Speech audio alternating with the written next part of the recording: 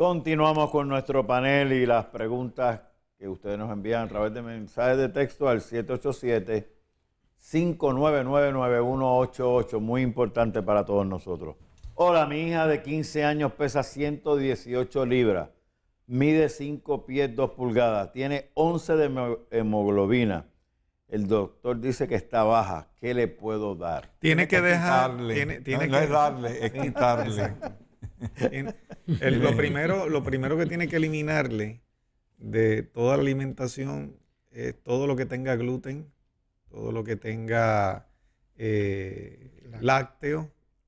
Todos estos productos van a interferir con la absorción a nivel de los cilios intestinales y van a alterar también la flora bacteriana, que es la que ayuda y al estómago para que entonces pueda tener buena hemoglobina. O sea que lo primero es eliminar todo eso. Una vez se elimina todo eso y se simplifica la dieta, mira, a veces con una cucharada de levadura de cerveza 2 veces al día, la persona resuelve el problema de la hemoglobina y la ingesta de más vegetales, ¿verdad? A mis pacientes les subía la hemoglobina, mujeres que me decían que nunca habían tenido más de 10. Toda la vida he tenido la hemoglobina baja. Hizo el cambio, a 16 le sube, más que el marido, tú sabes. Entonces ella dice, pero mira, si mi marido se la echaba de que tenía 14 de hemoglobina y ahora ya yo le pasé, ya tienen 15 y 16.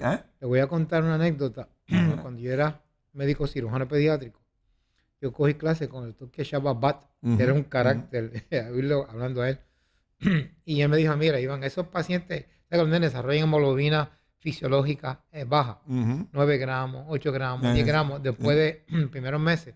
Me mira, Iván, tú le das agua de coco y aumenta la absorción de hierro. Y a todos aquellos nenes que yo le puse agua de coco de suplementación a su dieta normal, le subió rápido la hemoglobina. Es impresionante. Pero es porque el agua de coco tiene la capacidad de neutralizar los efectos del gluten hasta cierto modo. Y el rosemary también, el romero, que lo pueden utilizar. Pero lo que pasa es que como tenemos el problema que ya es una patología, el gluten es una patología generalizada y conocida en el mundo entero y aceptada ya a todos los niveles. Oye, cuando yo empecé a hablar del gluten, la gente me miraba a mí. Adiós, pero si el Señor le dio pan a los discípulos, tú sabes. No, y antes se hablaba solamente de las personas celíacas y la sensibilidad al gluten, pero ya se tuvo que establecer el non-celiac gluten sensibility, o sea que es la sensibilidad al gluten de personas que no son celíacas. Supuestamente sensibles. Exacto. Y entonces se destruye. Yo estoy buscando una imagen aquí que se la voy a pasar al señor director para que ustedes vean cómo se disminuye considerablemente la superficie de absorción en el intestino por el efecto del gluten. Ya mismo se la vamos a mostrar en la pantalla. En lo que parece eso, déjame explicarte algo. Porque muchos religiosos dicen, no, pero si el Señor le dio pan a los discípulos, y el pan es bueno porque Él dijo que yo soy el pan de vida y todo ese tipo de cosas. ¿Sí? Pero tú sabes qué, que ese mismo Señor también sentó a los discípulos allí y le dio una lección y le dijo, el labrador sembró la buena semilla en su campo y vino el enemigo y sembró la mala semilla. Y eso lo que le estaba diciendo Jesús ahí es, va a venir un enemigo que va a dañar el trigo porque lo va a mezclar con cizaña. ¿Y tú sabes cómo se llama el trigo que combinaron con el trigo bueno para convertirlo en malo y para que hiciera daño y para que estuviéramos sufriendo ahora del gluten? Se llama trigo cícera. Fíjate que de es que viene la palabra cizaña, del trigo cícera. Si será bueno, si será malo, si será malo. Será malo en gran medida.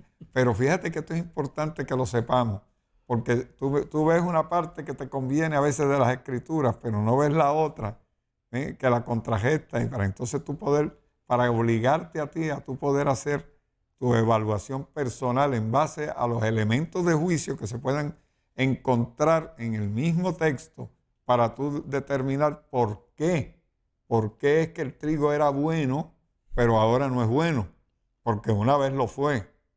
Es que vino un enemigo y lo injertó y sembró la cizaña, la mala, el trigo malo, con el trigo bueno. ¿Tú sabes para qué propósito?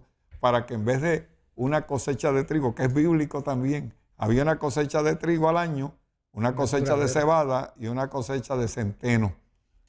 Pero el trigo, que era el que más les gustaba a ellos, no lo podían tener todo el año. Y entonces, ¿qué hicieron? Pues mezclaron el trigo malo con el trigo bueno para que creciera en los meses de invierno. Digo duro. Y eso es lo que tenemos ahora, que tenemos un trigo que se volvió tóxico, porque el trigo Cícera es venenoso.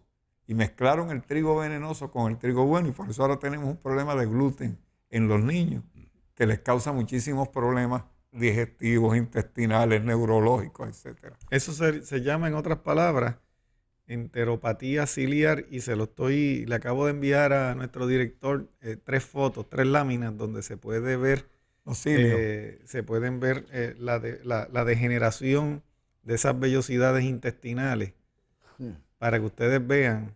Claro, es gráfica porque la degeneración real es peor que eso. Es peor que lo que está haciendo aquí, porque se forman cicatrices, se forman callos, se forman úlceras, se forma inflamación y Crohn, que no permite. Crohn, termina en el Crohn, colitis ulcerativa, Crohn disease, que son las enfermedades de Crohn. Míralo ahí lo tenemos. Ahí tenemos más o menos cómo se ve esquemáticamente el cilio normal. Fíjense lo sensible que se ve eso.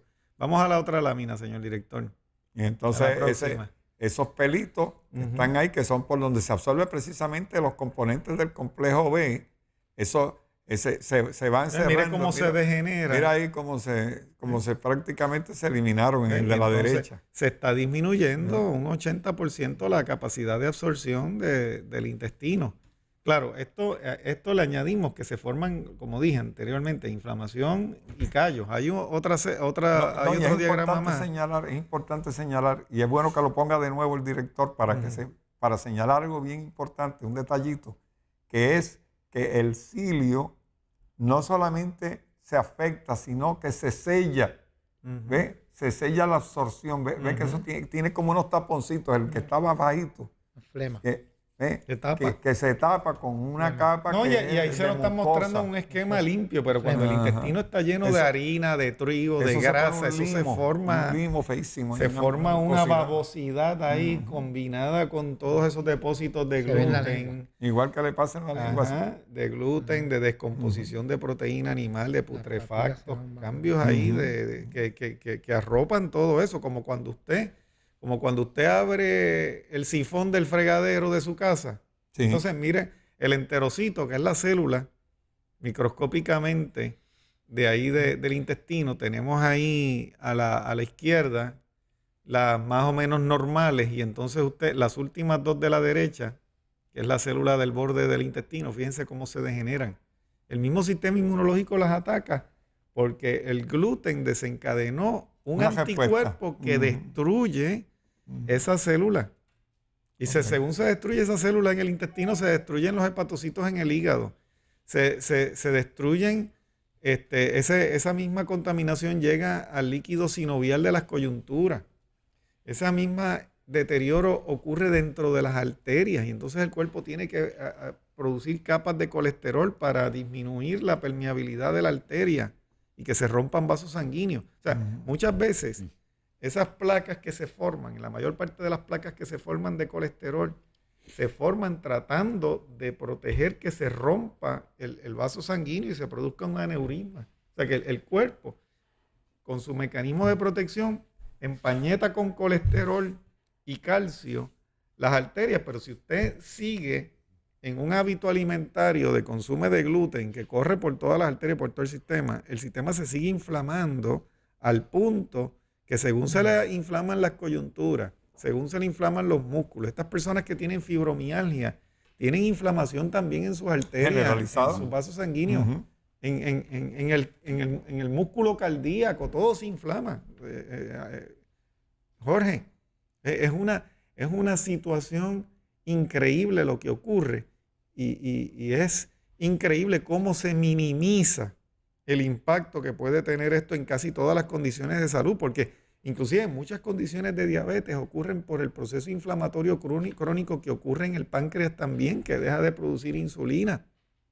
O sea, esta inflamación que ocurre a nivel del intestino se va proyectando a cada uno de los órganos del cuerpo, al punto de que tenemos personas con inflamación crónica degenerativa, como lo es el lupus y como son todos estos problemas sistémicos, la fibromialgia y todos estos problemas que entonces se tratan solamente con esteroides y sustancias que lo que hacen es que permiten que el impacto se siga sistematizando. O sea, cuando tú desvías la atención del cuerpo de la inflamación que está ocurriendo en el intestino, automáticamente lo que estás abriendo es las puertas para que esa inflamación corra por todo el sistema. Por todo el sistema.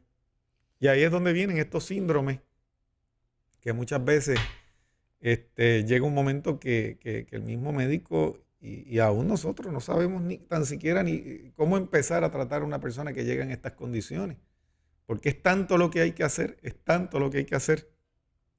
que muchas veces la persona no tiene ni la más mínima idea de todo lo que está ocurriendo en el organismo por algo tan sencillo de haber estado expuesto al gluten del trigo, a la caseína de la leche y el impacto que esto tiene sobre el sistema neurológico, porque el gluten produce una sustancia que se llama gluteomorfina que actúa como un anestesiante del cerebro. La caseína forma caseomorfina también, son opiáceos, o sea, actúan igual que un opiáceo, anestesiando el control neurológico que su cerebro va a tener sobre lo que tiene que hacer para defenderse de eso que está. Miren y para que la persona no sienta la inflamación misma, fíjate, hasta que ya no está en etapas que ya son pero fíjate que actúan como una droga en ese sentido, que por un lado te anestesian y no dejan que tu sistema esté al tanto y consciente de lo que está ocurriendo, y por otro lado limitan la acción del sistema para defenderse.